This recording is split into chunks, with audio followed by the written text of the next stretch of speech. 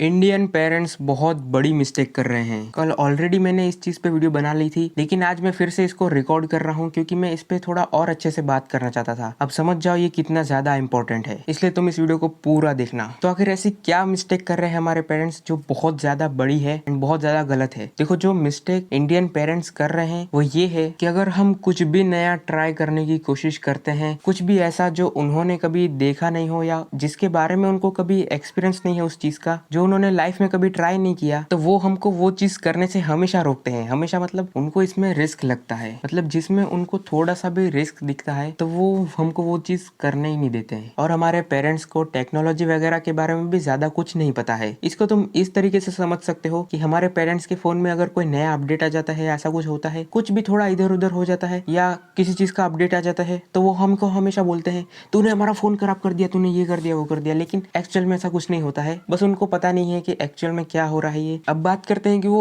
Actual में ऐसी क्या मिस्टेक कर रहे हैं। मान लो इंडिया में सिर्फ 10 लोग रहते हैं, अभी के लिए मान लो सिर्फ, एंड ये बस समझाने के लिए थोड़ा सा मैं बता रहा हूँ, बाकी एक्चुअल नंबर्स क्या है क्या नहीं बहुत अलग होंगे, बट मैं तुमको समझाने के लिए बता रहा हूँ कि मान लो इंडिया में सिर्फ 10 लोग रहते हैं, उनमें से 2 लोग जॉब क्रिएटर बन सकते थे। ध्यान से सुनो, बन सकते थे, बट उन दोनों में से एक बंदे के पेरेंट्स ने उसको वो नहीं करने दिया जो एक्चुअल में वो करना चाहता था, जिससे वो जॉब क्रिएट कर सकता था। समझ रहे हो, हर बंदा जॉब क्रिएटर नहीं बन सकता, 10 में से 10 नहीं बन सकते, और अगर बन भी गए तो फिर जॉब करेगा कौन। लेकिन वो बात को अपन थोड़ा साइड में रखते हैं। अपन यहाँ समझते हैं कि दोनों में से एक बंदे के पेरेंट्स नहीं माने कुछ करने के लिए जो वो करना चाहता था, एंड वो जिससे वो जॉब क्रिएट कर सकता था। अब मान लो अगर वो 2 बंदे 4-4 जॉब भी क्रिएट करते तो वहां पर एक बंदा कम हो गया, मतलब अब एक ही बंदा बचा जो कि 4 जॉब क्रिएट कर रहा है, एंड जॉब करने वाले हो गए 8 से 9, क्योंकि जो जॉब क्रिएटर था उसको भी जबरदस्ती किसी जॉब में घुसाने की कोशिश कर रहे हैं उसके पेरेंट्स। तो अब इससे क्या हुआ, जो जॉब करने वाले थे उनमें और कंपटीशन बढ़ गया। समझ रहे हो, एक तो इनमें कंपटीशन बढ़ गया, दूसरी चीज यहाँ पर जो जॉब क्रिएट हो रही थी उसमें भी जॉब्स कम हो गई, आधी कम हो गई मतलब। एंड ये बहुत बड़ा नंबर है एक्चुअल में, बट इसको एक्सप्लेन करने के लिए छोटा करके समझाने की कोशिश की है मैंने कि अगर जहाँ पर 8 जॉब क्रिएट हो सकती थी वहां पर सिर्फ 4 जॉब क्रिएट हुई, एंड ऊपर से कंपटीशन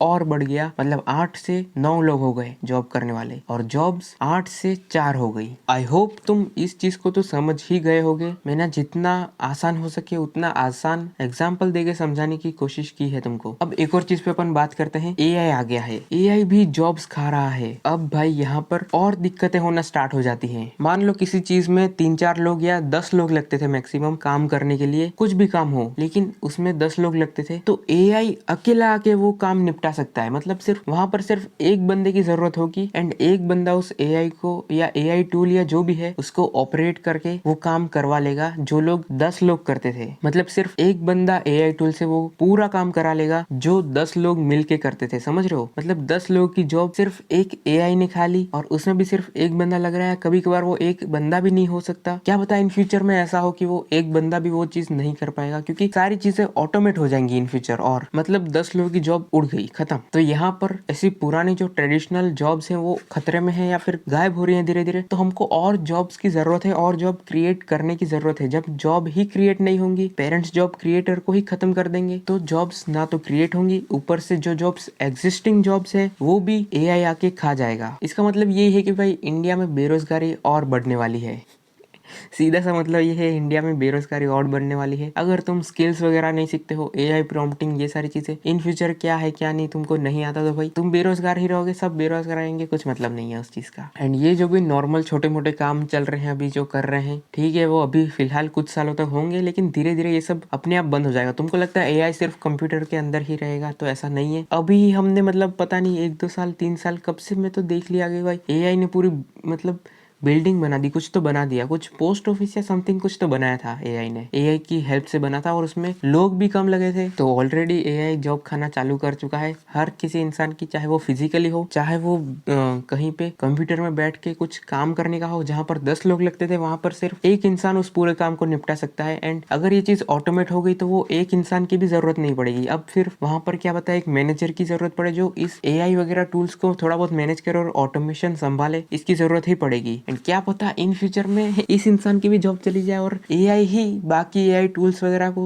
या जो भी है उनको मैनेज करना स्टार्ट करते। मतलब बचेगा तो सिर्फ एक लीडर ही मेरे हिसाब से इन फ्यूचर। पता नहीं मतलब आगे क्या होगा, मुझे नहीं समझ आ रहा तुम ये चीज समझ रहे हो कि नहीं समझ रहे हो, बट इन फ्यूचर बहुत जॉब्स धीरे धीरे ये एआई जॉब खाना स्टार्ट करेगा। और ऊपर से जॉब्स है भी नहीं हमारे पास, तो जो जॉब्स एग्जिस्टिंग जॉब्स है वो ऑलरेडी खतरे में है एंड जॉब क्रिएटर नहीं आ रहे हैं, जॉब क्रिएट नहीं हो रही है, तो दिक्कत है भाई। कुछ नया कुछ अलग मैंने इस वीडियो में बात करी है जो मैं एक्चुअल में बात करना चाहता था। एंड अगर तुम इस चीज को समझे हो एंड तुम्हारा कोई ओपिनियन है इसके ऊपर कि तुम क्या सोचते हो, तुम किस तरीके से सोचते हो, तो प्लीज कमेंट सेक्शन में बताना ताकि मैं उसको समझूं। एंड क्या मैं कुछ गलत बोला या क्या सही बोला, सब कुछ तुम कमेंट्स में मेरे को बता सकते हो ताकि मुझे भी समझ में आए कि क्या मैं सही सोच रहा हूँ या आगे वाली वीडियोस में इन सारी चीजों को या कुछ मिस्टेक्स मैंने की हो उनको मैं सही करूंगा, ठीक है। एंड अगर इसका सेकंड पार्ट चाहिए हो तो उसके लिए भी बताना ताकि मैं अच्छे से थोड़ा और रिसर्च करके इस चीज पे वीडियो और बनाऊं। बाकी वीडियो पसंद आया हो तो लाइक करके चैनल को सब्सक्राइब कर देना। Thanks for watching, bye.